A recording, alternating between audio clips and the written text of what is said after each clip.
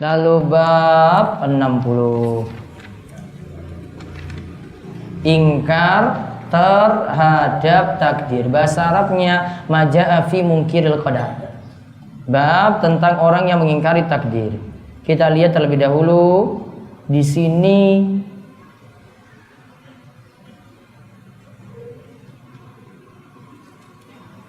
mengingkari takdir, ditulis mengingkari takdir berarti kurang imannya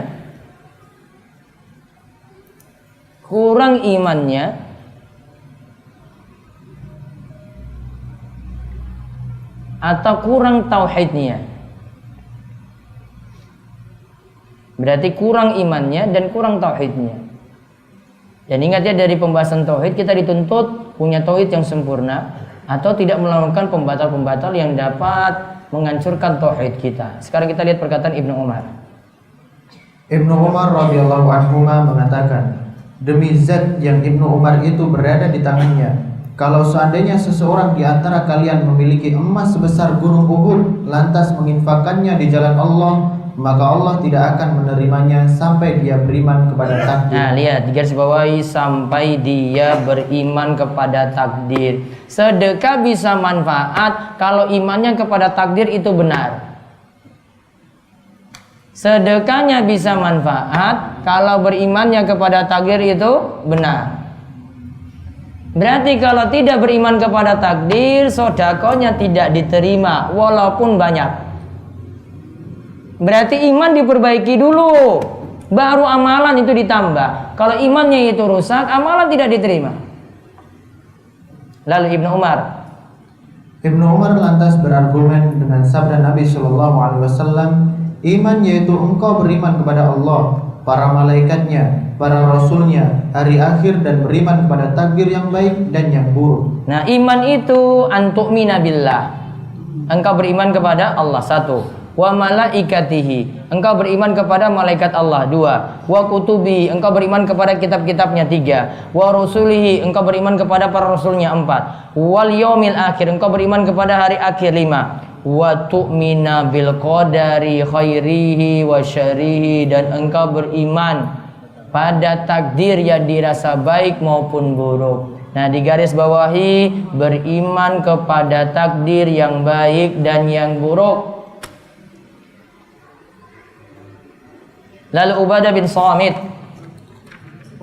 Samit berkata kepada anaknya, wahai anakku, engkau tidak akan merasakan kenikmatan iman sebelum engkau meyakini bahwa sesuatu yang telah ditakdirkan menimpamu pasti tidak akan meleset, dan sesuatu yang tidak ditakdirkan menimpamu tidak akan jatuh padamu. Aku mendengar Rasulullah SAW bersabda, sesungguhnya makhluk yang pertama diciptakan Allah adalah pena takdir. Allah lantas berfirman kepadanya, tulislah. Pena itu menjawab, duhai Rabbku, apa yang harus aku tulis?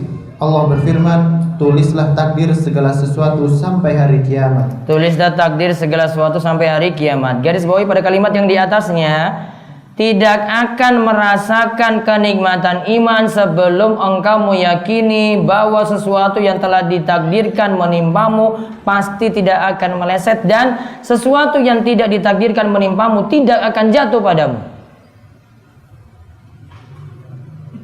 Bahasa Arabnya, hatta ta'lama anna ma asabaka lam yakun liyukhti'ak wa ma akhta'aka lam yakun liyusibak. Merasakan manisnya iman kalau kita itu mengimani takdir, yaitu apa yang menimpamu tidak akan luput darimu, dan apa saja yang luput darimu tidak akan menimpamu. Allah takdirkan kita tidak akan dapat musibah, tidak mungkin kena musibah. Namun kalau Allah tetapkan kita itu nanti dapat musibah, pasti tidak akan, ya, orang itu luput, tidak mungkin lepas dari musibah tadi, pasti akan dapat.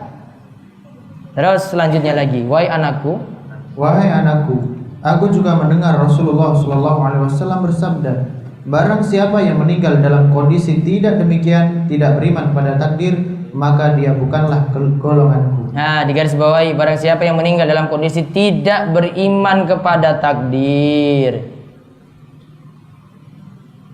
Akibatnya apa? Falaisa minni, tidak termasuk golonganku. Ancaman berarti. Tidak beriman pada takdir, dosa besar berarti. Tidak beriman kepada takdir masuk dosa besar. Dalam riwayat Imam Ahmad. Dalam riwayat Imam Ahmad dikatakan, sesungguhnya makhluk yang pertama kali diciptakan Allah Ta'ala adalah pena. Allah lantas berfirman kepadanya, tulislah. Maka ditulislah pada saat itu apa yang terjadi sampai terjadi hari kiamat.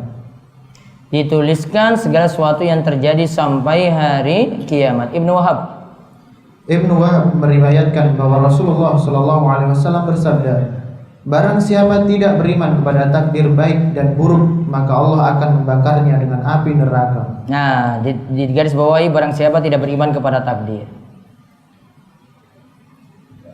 akibatnya nanti apa? Membakarnya dengan api neraka. Allah akan membakarnya dengan api neraka. Lalu diriwayatkan dalam kitab Al-Musnad. Diriwayatkan dalam kitab Al-Musnad dari As-Sunan dari Ibnu Ad-Dailami. Dia bercerita bahwa dirinya mendatangi Ubay bin Ka'ab dan mengatakan, dalam hatiku masih ada keraguan tentang masalah takdir. Oleh karena itu, tuturkanlah hadis kepadaku. Semoga Allah menghilangkan keraguan itu dari dalam hatiku. Ubay berkata, kalau engkau menginfakkan emas sebesar gunung Uhud, maka Allah tidak akan menerimanya darimu sebelum engkau beriman pada takdir dan engkau yakin bahwa segala yang telah ditakdirkan akan menimpamu tidak akan pernah meleset, serta yang segala yang ditakdirkan tidak menimpamu pasti tidak akan jatuh mengenaimu. Kalau seandainya engkau meninggal dalam kondisi tidak demikian, niscaya engkau akan menjadi penghuni neraka. Berarti akibat tidak mengimani takdir, sedekahnya tidak diterima dan juga diancam masuk neraka. Sama seperti pembahasan awal dari Ibnu Umar tadi. Sekarang Ibnu Ad-Dailami. Ibnu Ad-Dailami lantas mendatangi Abdullah bin Mas'ud, Hudzaifah bin Al-Yaman dan Zaid bin Thabit. Mereka semuanya menuturkan hadis seperti tadi dari Nabi. Hadis sahih diriwayatkan oleh Al-Hakim dalam kitab sahihnya. Taib, semuanya mengutarakan sama seperti itu. Ini perkataan-perkataan tentang wajibnya kita beriman kepada takdir, tidak boleh mengingkari takdir. Bahkan konsekuensinya ada tadi. Beriman kepada takdir, tidak beriman kepada takdir membuat sedekah tidak diterima. Ada yang diancam juga masuk neraka. Sekarang kita lihat kandungan bab. Kandungan bab 1. Penjelasan tentang kewajiban untuk beriman kepada takdir.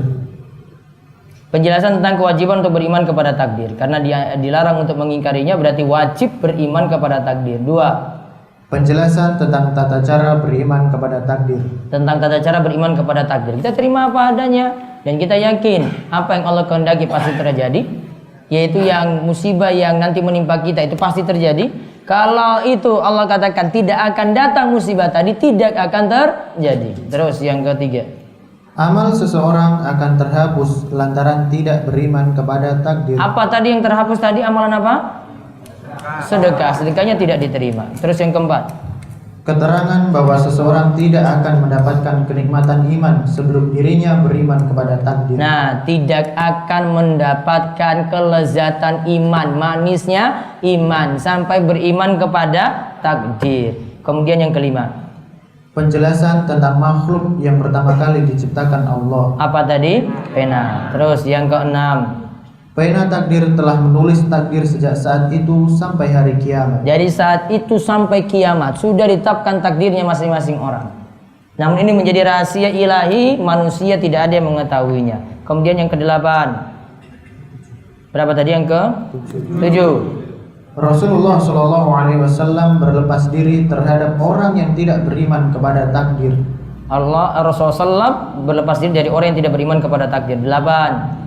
Menghilangkan keraguan-raguan dengan bertanya kepada ulama adalah kebiasaan para salaf. Jadi tentang masalah iman tadi mereka tanya pada ulama, maka bertanya kalau tidak punya ilmu kepada orang yang lebih tahu, ini adalah kebiasaan ulama-ulama soleh dahulu. 9. Para ulama salaf memberikan jawaban sehingga bisa menghilangkan keraguan-raguan penanya dengan hanya menuturkan hadis dari Rasulullah. Keraguan-raguan penanya, menghilangkan keraguan-raguan penanya dengan hanya menuturkan hadis dari Rasulullah SAW saja, sehingga bisa menghilangkan. Jadi kalau ragu-ragu tentang suatu, tanya ya tentang hal itu. Tanya biar keraguan-raguan tadi itu jadi hilang. Baik, kita tutup dulu dengan doa kafaratul majelis. Subhanakallahumma bihamdika asyhadu an la ilaha illa anta astaghfiruka wa atubu ilaik. Assalamualaikum warahmatullahi wabarakatuh.